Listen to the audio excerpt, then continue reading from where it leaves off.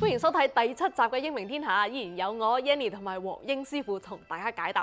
咁我哋咧今集咧將會講呢個風生水起風水陣啊，黃英師傅。咩類型嘅開始啊？嗱咁首先咧，我哋想幫呢個小商業主去問一問啦，就係一係 office， 仲有咧就係呢個餐廳啦。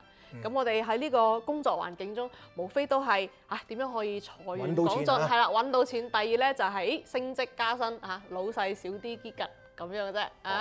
咁呢個就先講辦公室先啦。好啊，好啊，好啊。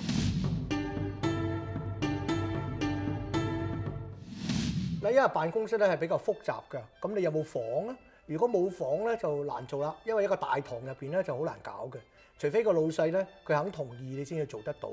但係如果你自己係一個高管，即係入邊係你係爵級或者領導人物，有間房入邊咧就容易搞啦。咁喺間房入邊咧，去武裝自己，將個力量可以發揮到出嚟嘅，影響到周邊嘅人咧，咁你先達到個理想嘅喎。咁所以咧，辦公室入邊咧有好多辦公室，個個方位唔同嘅。咁個個方位唔同咧，有啲咧就會克入嘅，有啲係生出嘅，即係位位生來就連添財氣啊嘛。咁你即係話位位都生旺入嚟，咁你先有錢噶嘛。佢都唔旺你嘅，何來有咧？咁就要睇你個辦公室個門口啦。同埋你坐嗰個位啦，喺流年方面咧有冇影響？咁因為我唔知道你個座向係乜嘢，唔知你乜嘢，咁啊大概咧我先俾一個情況俾大家，好，僅供參考嘅啫。咁咧就原來喺2026年咧最旺嘅情況咧就係東南同埋喺嗰個東北。咁呢啲方位係最好嘅。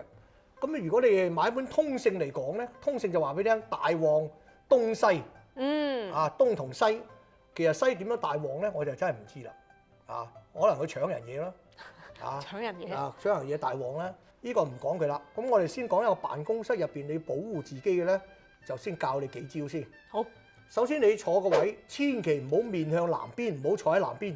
唔好對住南。嗱，因為個太歲喺度咧，我根據個歷史翻翻研究過咧，就算拿破崙希特拉咁鬼勇猛啊，佢都會輸嘅，就係因為當年衝住個太歲方向衝過去，就輸咗啦。喺2026年個太歲喺邊度咧？就喺南邊。嗰個大凶星廉貞大煞，又叫戊己滔天大煞，又叫五黃大煞，咁都係喺南邊。咁即係兩粒衰星都喺南邊，咁你就唔適宜衝過去啦，又唔好坐喺度啦。如果坐喺度嗰個咧，肯定就俾人哋示招炒魷㗎啦。如果你咁唔好彩坐住喺南邊咧，你因為你辦公室入邊啊嘛，拱歪張台㗎啦，拱過啲啦，拱去東南啦。會話張凳側一側咁樣，側都冇用嘅。唔得。除非你嗰啲嘢傷死晒喺度，你就將嗰個咧，你講側嗰樣就得啦。將嗰個電腦嗰個 mon 擰歪佢，向咗西南或者東南就得啦。咁呢個最簡單嘅方法。但係你嗰張台又固定咗，又係南位啦，咁就真係大件事啦。咁呢個位就情願唔坐啦，有機會就，因為你係爵級啊嘛，有得揀噶嘛。咁你可以少坐入去啫嘛，行咗出去咪行嚟行去咪得咯。喺出邊詐詐諦諦點啊？得唔得啊？拍住個膊頭咁樣做得唔得啊？有副金絲眼鏡碌下都得嘅啫，係咪啊？咁咪即係唔坐入去咯。咁咪就解決咗好大嘅問題，就唔使做任何化解。最緊要睇個門同埋坐個位。辦公室嘅門同埋自己嘅坐位。咁如果你係新嘅一年，你如果係坐喺東邊咧，恭喜晒啦，肯定揾到食。我哋即係講到喺你仲開埋東南門嘅話咧，更加發啦。或者你坐喺東南，坐喺東邊都發嘅。咁換句話講咧，就會對呢個辦公室嘅人咧就非常之有利啦。咁用咩佈局咧？就算你坐咗喺東邊或者係東南邊，你唔佈局嘅話咧，你係唔會啲錢會入到嚟嘅。佢唔會自己入嚟嘅。入唔到嘅。術數入邊嘅風水入邊咧就係一切生救在乎動。係。呢個動咧即係話一定有喐動嘅嘢喺度啦。咁如果你係辦公室入邊又好，你係大 boss 又好，細 boss 都好啦，記住我講喺東邊放一個空氣清新機喺度。空氣清新機。仲要喺機上咧綁兩隻蝴蝶結，等嗰啲風吹到養下養下。唔係直線就得㗎啦，唔係啲彩紙就得，仲要打個蝴蝶結。蝴蝶結。哦。咁個蝴蝶結有兩條尾伸出嚟㗎嘛，咁咪喐動咯。蝴蝶啊平安、安全、漂亮、溫和、溫柔，啲錢咪慢慢嚟咯。如果我俾嚿錢你係咁樣潑落去，你都受傷啦。嗯，成噸車咁樣啲銀紙成扎，財多身子弱啊嘛，咁啊已經係好唔掂啦。師傅第一錢慢慢嚟嘅，咁你慢慢放嗰度啦，放嗰度啦，啊咁啊慢慢數，咁你又賺細水咗錢啦。長流，細水長流。對，所以我哋要柔情嘅水，唔要急嘅水，要柔情嘅。好啦，咁辦公室如果真係坐正南邊又喐唔到，係咯，仲要開住南門添。咁就真係鬧交啦。咁啊其實有化解嘅喎。誒，咁啊，但係呢個化解咧就有同一啲宗教有關係嘅嘢，就我就講唔到啦。因為咧，比如你送天主教、基督教，我突然間叫你擺個菩薩落去，咁啊好似唔係咁好啦。咁我就只能夠話俾你聽，少錯為佳。好，而家就教你一樣嘢，唔關宗教事嘅，放一個空氣清新機就得啦。就唔好開風扇喎，咪天冷吹到 BB 病病，毛管宣佈獨立喎。仲有兩個蝴蝶係啊，攞上嚟就蝴蝶。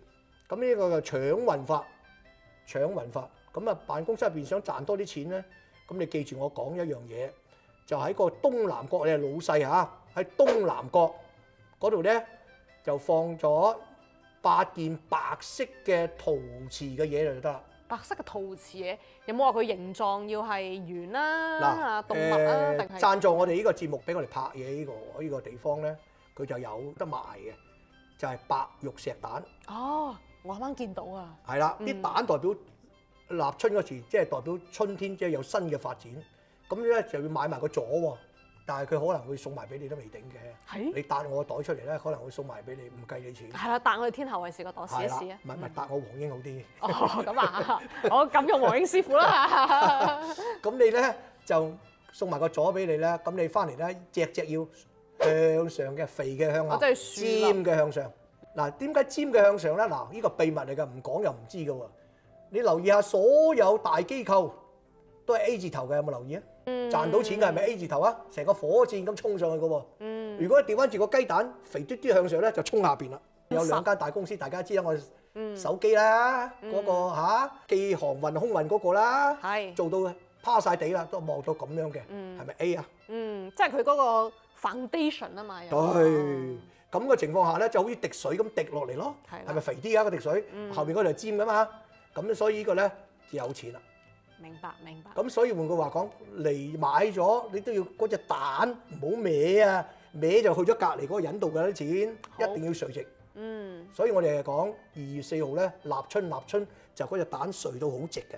好。由嗰個新嘅一年開始啦。明白，即係2月4號大家就可以擺呢個陣啦。咁呢個陣咧，你就可以擺喺東南角，就擺咗喺度咧，你啲錢就會自然嚟啦。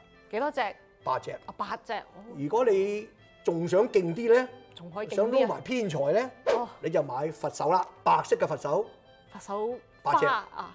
唔係哦陶瓷㗎，哦，陶瓷一定係嘅佛手陶瓷㗎。哦，佛手買咗翻去咧，如果你有金色或者銅色嘅珠咧，你就加埋落去；如果你冇咧，你就擺一個 penny 或者2毫半都得嘅，每一隻手擺咗落去，就向住街外吉位。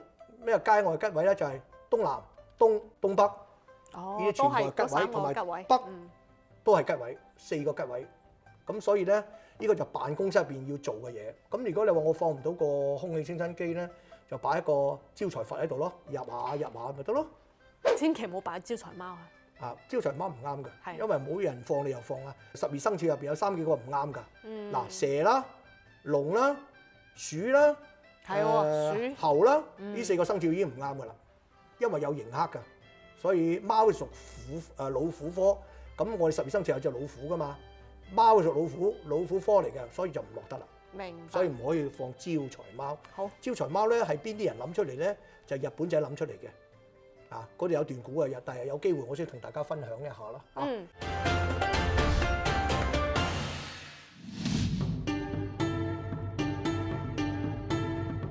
係啦，咁黃英師傅，咁我哋講咗呢個辦公室啦，咁到呢啲餐飲業啦，咁首先佢哋有冇一個開業嘅一個時間嘅咧？即係可能即係春節嗰陣時休幾日，咁跟住佢而家要開業啦。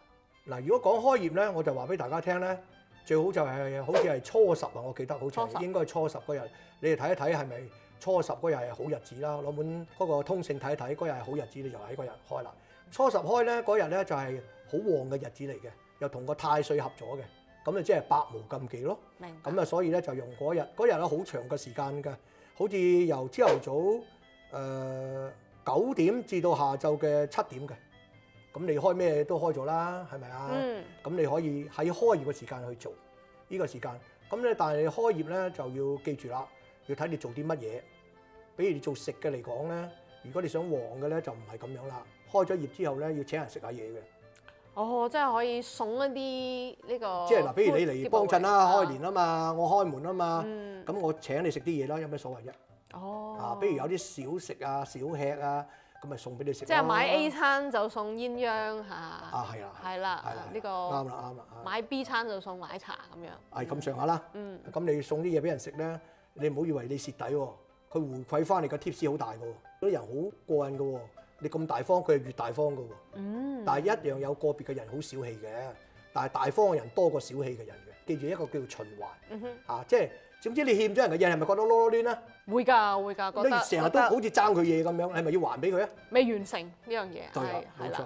咁所以好多人唔懂呢樣嘢嘅。嗱，如果你做餐飲業咧，就緊記住我講，而家餐飲業咧越嚟越式微啦。好多倒閉嘅原因咧，就係因為物價來貨貴咗。咁咪將個來貨嘅價錢點樣咧？就凌駕於顧客身上啦。咁啊冇問題啦，你收貴啲，但係個 tips 攞命嘛，就攞客人嘅 tips 嚟補佢啲員工嘅人工，即係點樣補咧？都未食完嗰餐飯，佢打張單俾你，就加埋20% 落去做 tips。咁你夾硬攞20，即係你食80蚊要俾100蚊咁滯噶咯喎，100蚊就要俾120蚊噶咯喎。咁而家咧點解啲超市咁旺咧？就個個唔想俾個20%，所以而家啲酒樓啊、餐廳啊冚唪唥都十室九空嘅，就因為你夾硬收咗個20%，佢唔嚟啦。所以造成咗好大嘅傷害，包括埋而家賭場都係。賭場咧你去住酒店咧係唔使你泊車費噶嘛，而家要收埋。嗰啲賭仔你知個性格啦，佢寧願輸鬼晒冇交嗌，佢都唔會俾車泊嗰個停車費嘅。咁你而家咪即係趕住嗰啲客人入嚟咯，所以賭場咧就嗌晒救命啦。所以啲生意咧就一落千丈，再加上咧個經濟唔好，啲人都冇錢賭。咁你仲有啲咩想知道啊？嗱，咁我哋即係除咗呢個辦公室啦嚇，咁啊最重要嘅當然係自己屋企啦，係咪？咁啊自己屋企，當然啦。咁我哋自己屋企咧，咁即係我哋都觀眾都同我哋講咗，一定要問啲咩嘅嚇。首先有呢個返工嘅呢個升職啦，小朋友讀書啦。跟住又添丁啦，哇！咁多㗎係咪你嚟㗎？你問咁多嘢，好似係你喎。我哋一樣樣嚟啊！咁我哋先講呢個健康先啦。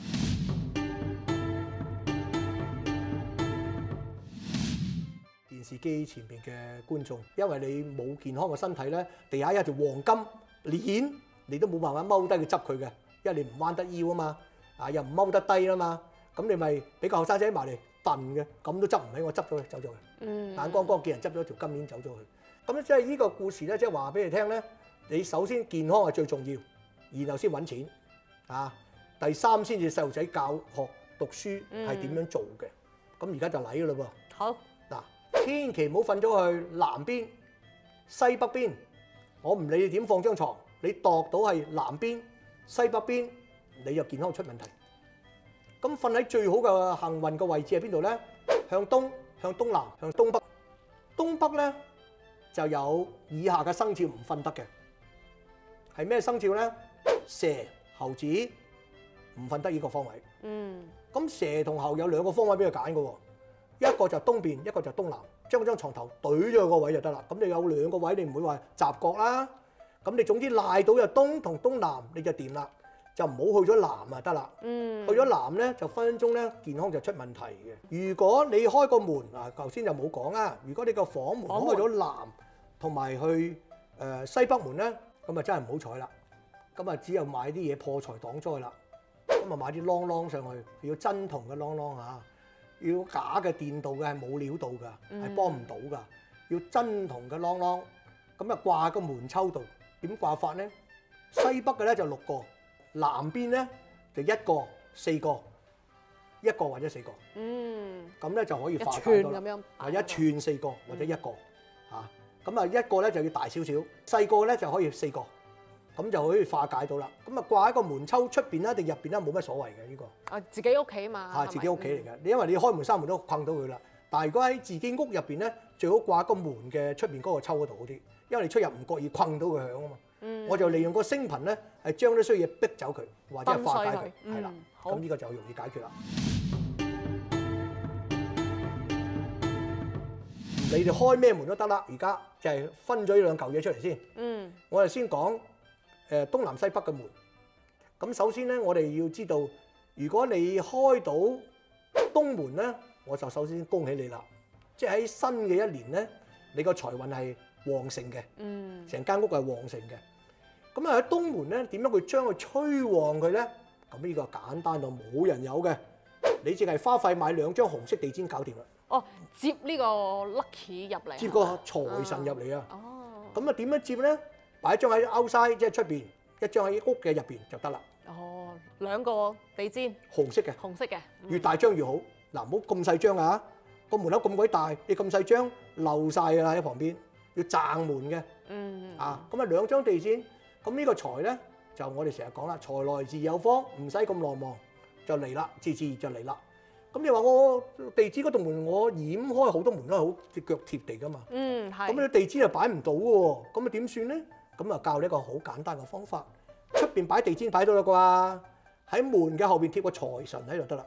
貼財神嘅一個像啊！嗰幅相，就貼喺門入邊啊，唔好出邊啊，唔係你閂埋咗道門，呢個財神仲喺街出邊嚟㗎，佢咪入唔到嚟㗎，大佬。你要喺門後邊貼一個財神爺，咁啊生旺咗啦已經。係咪好平咧？好簡單咧？好簡單，冇錯。咁你冇可能出邊貼咗揮春話俾人聽，我係 Chinese，咁就大劑啦。好多人就會知道你 Chinese 有黃金啊、現金啊喺屋企，就幫襯你，財就唔嚟啦。阿某君就嚟幫襯你啦。咁呢個就非常之唔好。擺張紅色地氈好閒啫嘛。咁你顏色啊當然唔好話寫住平安啊、出入平安嗰啲唔好搞嗰啲啊！你一睇就 Chinese 就係你係 Chinese 㗎啦。即係你話俾人聽你係 Chinese，因為佢哋而家冇嘢做，失業好多，咁啊唯有係鋌而走險，再加上政府放咗咁多監犯出嚟，嗰啲有劣跡嘅行為嚟㗎嘛，佢又唔拉翻入去啊，咁咪喐你咯。咁所以咧，各位電視機前面嘅 fans 們啊，記住千祈唔好放有字嘅地氈喺度，尤其是係中國字。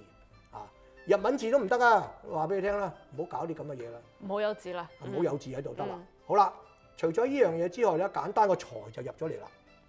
入咗嚟咧，咁啊，如果你想更旺啲嘅話咧，就喺屋嘅東南角。都係好位。係啊，東南角咧就擺盤大葉嘅植物喺度。大葉嘅植物，嚟嗰啲龜背葉啊，係咪？係啦，即係嗰啲又叫做小提琴葉。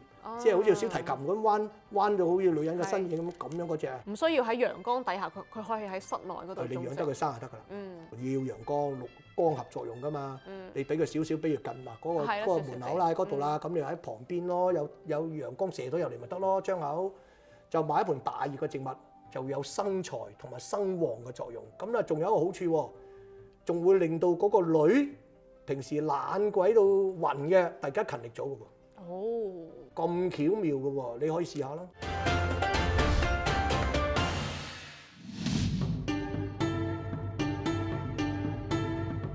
學業咧就呢個一個 triangle 三角形去走嘅，咁啊利用屋嘅東北角，成個屋嘅東北角。如果你屋企個東北角咁唔好彩係廁所嘅話咧，話點解咁唔好彩咧？就嗰人入咗去咧，起碼咧個零2個鐘頭先出嚟，佢入去做咩啊？睇手機啫嘛。佢係都唔出嚟啊！佢喺入邊。即係佢要採運啊，係咪？因為嗰個文昌就去咗嗰個廁所度，佢咪係都唔出嚟咯，喺度睇緊。你猛催佢，成間屋得一個廁所就凄涼啦。你急到賴咗佢都仲肯踎喺度，佢仲鬧翻你添啊，大佬！我都未搞掂咁，原來佢仲喺度睇緊嘢。嗱，咁所以換句話講，嗰個廁所咧喺度就唔好彩啦。咁你就喺利用個小朋友間房嘅東北邊擺個床頭又好，擺咗書台埋去就得啦。咁就擺乜嘢咧？就擺4支毛筆，或者一支好鬼粗嘅毛筆，棟喺嗰度嚇，好大支嘅，好大支嘅毛筆掛一支就得啦。咁嗰支嘢有隻打橫嘅，有條垂直嘅，咁啊梗係打橫嗰啲好啲啦，大佬。乜嘢都打橫行係惡啲噶嘛。打橫嘅毛筆，即係打斜嘅意思係。打斜咁樣擺。係啦，咁啊掛住佢喺度咧，咁呢個代表咗呢個人咧。就個文曲星、文昌星咧，特別聰明伶俐啦，細路仔。好就唔使做咁多嘢啦。有啲人要擺4支毛筆去染晒墨啦，佢做啦。之前係啦，上節目我哋講咗啦。有講到啲室內嘅咁而家咧，風水我就提議咧，一支粗毛筆掛喺幅牆就搞掂。哦，個仔女就唔會話你阿媽阿可以裝爸你黐裱起身咗線，擺咁多嘢喺我台面度，我冇阻住你，我掛到幅牆度啫嘛。好，咁咪搞掂咗啦。咁啊，利用呢三方嘅有利嘅條件咧，就將成間屋啊生旺咗啦。咁啊，再替我哋嘅呢個年輕嘅男女問一問啦，就關於呢個姻緣同埋呢個添丁啦，即係求桃花啦。係啦，求桃花好易嘅啫，喺間屋入邊咧，就首先咧就係利用今年嘅喜神，呢個喜神就喺嗰個東南角。咁你多啲行埋東南角，多啲坐埋東南角，而喺東南角入邊咧，你仲要擺上一啲大葉嘅植物。哦係，大葉嘅植物就得啦，你多啲行埋去吸收下個旺運啦。比如打電話啊、傾偈啊，而家年青人最興㗎啦，喵下喵下啊嘛，你喵下我喵下你嗰啲嚇，發短信啊好多嘢。咁咧就喺東南角咧就增加個情感嘅。哦，咁呢個就可以好大嘅解決。咁當然啦，你冇對象之前咧，佢點揾咧？就應該係喺參加一啲聚會啦、姊妹們嘅 party 啦、生日啦，你要露面出嚟俾人睇得㗎嘛。一啲你值得信任嘅一啲組織嘅。係啦，唔好亂咁去啊！啲九唔搭八嗰啲啊，分分鐘係賣咗豬仔都唔未頂㗎你嚇，俾人哋。佢講啱咗啦，就係你嘅親朋好友值得信賴嘅，你先去參加。如果唔係就唔好搞啦。嗱，呢個就係催旺個桃花。咁我喺呢個位仲有啲嘢可以放嘅，就可以放到有水嘅物件喺度。例如流水盤啦、魚缸啦都可以放，但係最好就係放植物。明白明白。植物喺度咧就有木火通明嘅格局，咁咧就呢個位咧東南角咧就有利於女性嘅。了解。咁啊男性咧就要喺東同東南角嘅中間嗰度放。哇，東同東南。咁呢個要好準確先得啦。咁所以男性追女仔係辛苦啲嘅喎。女仔追男仔係好易嘅啫喎，係啊，佢有正確個位俾你放咗喎。女追男隔層紗啫嘛。係啦，冇錯啦。咁所以換句話講咧，你係男士們咧，你自己要留意一下，就唔好放錯咗啦。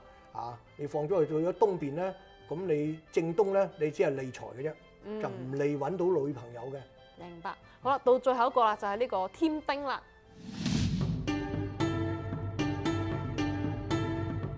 嗱，添丁嚟講咧就好特殊啦。咁呢個添丁咧就要喺屋嘅中心點嗰度，要買一啲嘢喺度嘅。咁呢個買啲乜嘢喺度咧？咁通常有啲佛家嗰啲咧就係送子觀音啦，擺喺啲幅牆嗰度整個座啊，或者諸如此類咁樣喺度啊。咁啊，鬼行過條走廊窄嘅，你都撞冧佢啦。咁呢個唔係太好啦。咁我又提議喺度做乜嘢咧？喺幅牆嗰度咧掛啲畫喺度。嗱，呢啲畫咧就有一定嘅幫助嘅。例如我哋講係掛一啲蓮花圖，蓮花啊，即係得荷花，蓮花圖最緊要有動物喺度啊，譬如青蛙啦、蜻蜓啦，咁呢啲放咗落咧就非常之有利噶啦。咁師傅話係咪嗰啲九里荷花？都係有動物啊嘛，有生物啊嘛，有喐動嘅嘢就得噶啦。但係佢唔係真係喐嘅喎，佢有呢啲生物喺入邊嘅畫入邊就已經代表有生氣到咗啦。明白，哇！多謝師傅嘅 tips 啊！嗱，咁希望咧黃英師傅嘅 tips 咧可以幫到大家。嗱，如果大家試過有效嘅話咧，記得喺我哋天下衛視嘅 YouTube 官方頻道咧留言俾我哋啦。好啦，嗱，師傅啊，咁我哋咧今集內容就差唔多啦。咁我哋聽日咧就係呢個大事預測啦，咁亦都係我哋英明天下今年嘅最後一集。咁咧，我哋聽日咧再請師傅同我哋斟一斟2026年會有啲咩大事發生咧？千祈唔好錯過啊！我哋聽日再見啦！好，拜拜。拜拜。黃英師傅啊，咁有冇啲咩好嘢啊？2026年係一個大火年，係一個戰爭年，係一個爭鬥年，係一個搶奪年。搶奪年啊！政府都冇晒符。咁黃英師傅，你可唔可以俾觀眾朋友同埋我哋一句嘅忠告？冇貪。見好就收。